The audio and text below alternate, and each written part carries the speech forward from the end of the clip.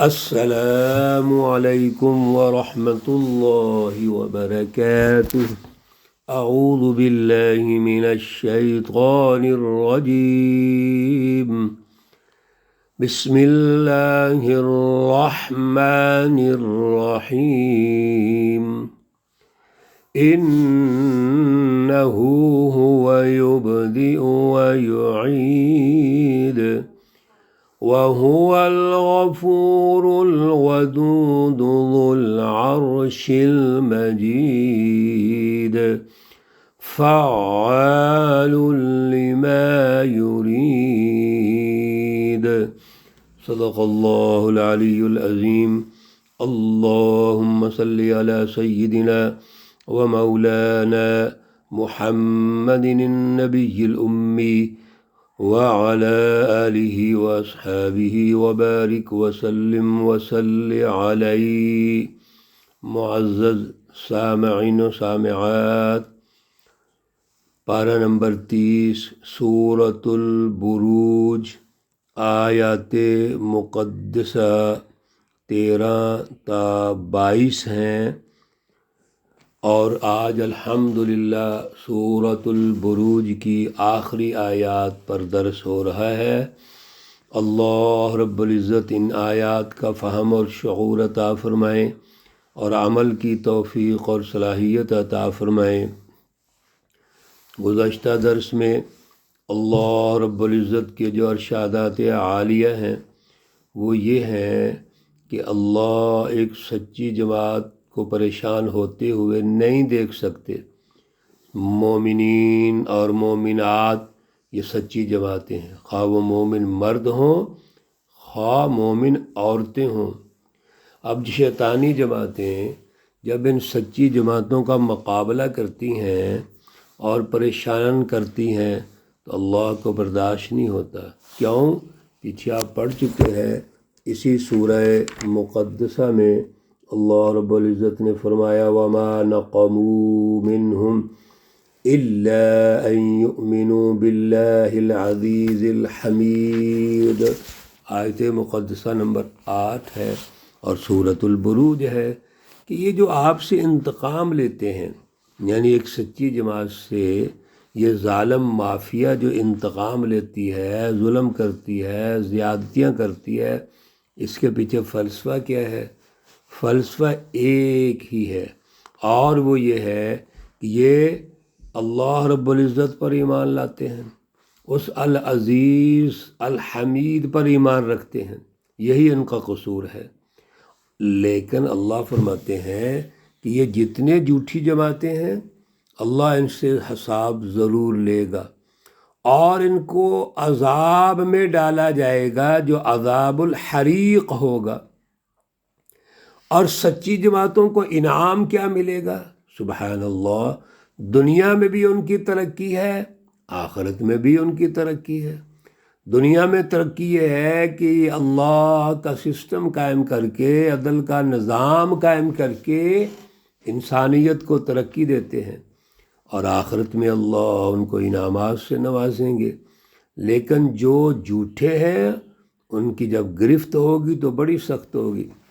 آج کے درس میں اللہ رب العزت کے اوصاف ارشاد فرمائے ہیں، اور پھر اللہ کے اوصاف حمیدہ اور صفات حمیدہ کا تذکرہ فرما کر اللہ رب العزت نے پھر جھوٹی جماعتوں کا تذکرہ کیا۔ ارشادات فرمائے کہ یہ جھوٹی جماعتیں قوم فرعون، سمود، یہ جتنے مافیاز تھے یہ جھوٹے تھے، یہ فراڈیے تھے، 2 نمبر ان کا مزاج تھا۔ سنیے، انہ هو یبدئ ویعید، اللہ رب العزت کی یہ صفت ہے کہ وہی کرتا ہے پہلی مرتبہ اور دوسری مرتبہ۔ اللہ ہی کی ذات اقدس ہے جو پہلی مرتبہ دنیا کا عذاب اور دوسری مرتبہ آخرت کا عذاب ہوگا۔ ان بطش ربک لشدید، دنیا میں بھی ان کی گرفت ہوگی، آخرت میں بھی ان کی گرفت ہوگی، موت کے بعد ان کو دوبارہ اٹھایا جائے گا۔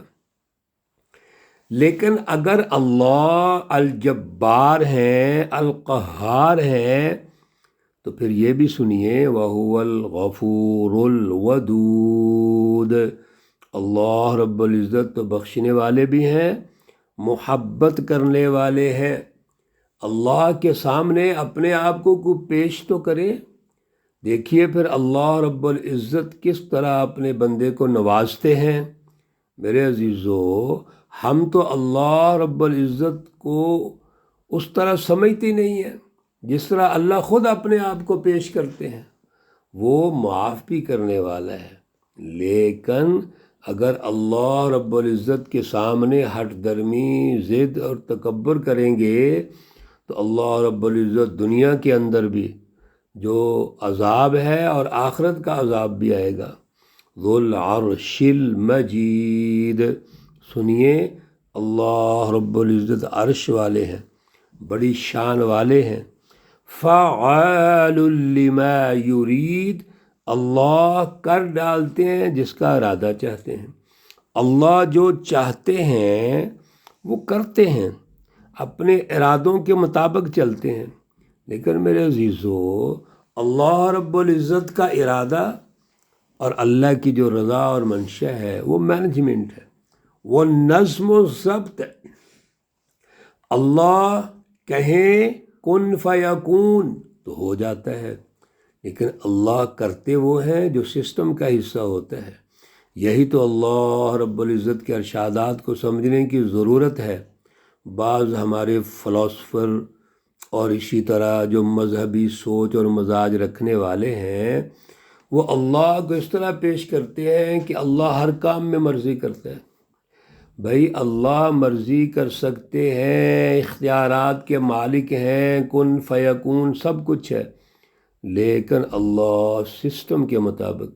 آپ ذرا دیکھیے، پیچھے آپ نے یہ سنا ہے کہ اللہ نے آسمان پیدا کیے 2 دن، زمین پیدا کی 2 دن، وما بینہما، اور اس کے جو درمیان ہے وہ 2 دن پیدا کیے، اور 6 دن ہو گئے۔ کیا یہ 6 دن وہ ہیں؟ اللہ رب العزت نے ایک دن وہ 50,000 سال کے برابر ہے، اس کی لمٹ ہی بہت اونچی ہے، لیکن اللہ نے اس سسٹم کے تحت سارا کام کیا ہے۔ حل اتاک حدیث الجنود، ساری گفتگو ارشاد فرمائی اللہ نے، اور پھر فرمایا کہ کیا آپ کو پہنچی ہے بات ان لشکروں کی؟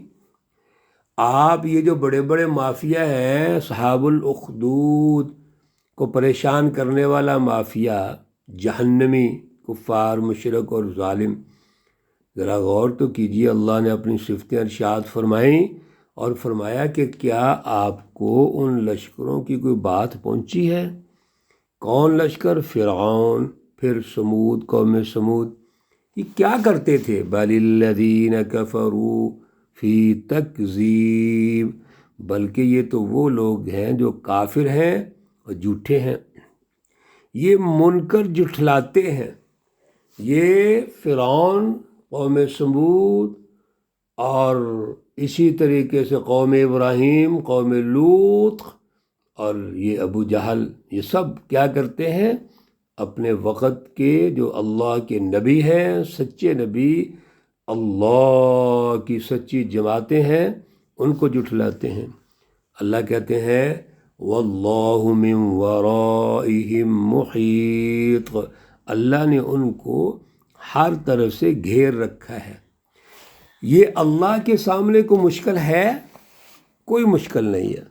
اللہ نے ہر طرف سے گھیرا ہوا ہے، اور اللہ کے پاس اختیارات ہیں، لیکن اللہ رب العزت پھر بھی یہ سمجھتے ہیں، یہ سچی رہنمائی کو سمجھ لیں، بل ہوا قرآن مجید، بلکہ یہ قرآن ہے جو عظمت والا ہے، شان والا ہے، رفعتوں والا ہے۔ یہ قرآن ہی ہے جو اللہ کی سچی رہنمائی ہے، ھدی للمتقین، یہ متقین کے لیے ہدایت ہے، یہ راستے کھولتی ہے، اس میں نور ہے، علم نور، یہ ایسا علم ہے۔ اور اس کے مقابلے میں ظلم، جہالت، اندھیرے ہی اندھیرے ہیں۔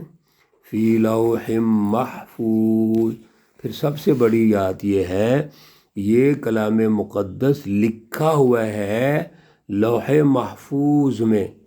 اللہ رب العزت کا اعلیٰ جو مقام ہے لوح محفوظ، وہاں پر یہ لکھا ہوا ہے۔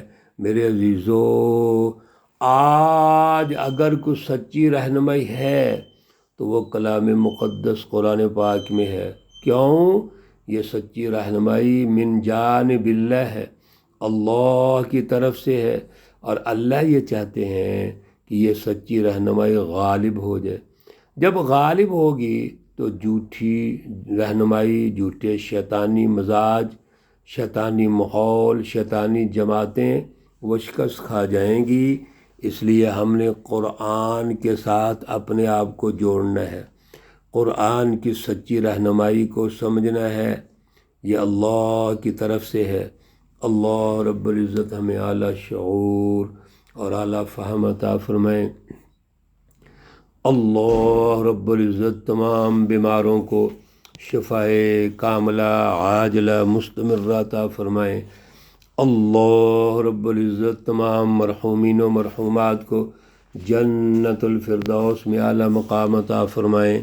ربنا تقبل منا إنك أنت السميع العليم وتب علينا إنك أنت التواب الرحيم، وصلى الله تعالى على النبي الأمي محمد وعلى آله وأصحابه أجمعين برحمتك يا أرحم الراحمين۔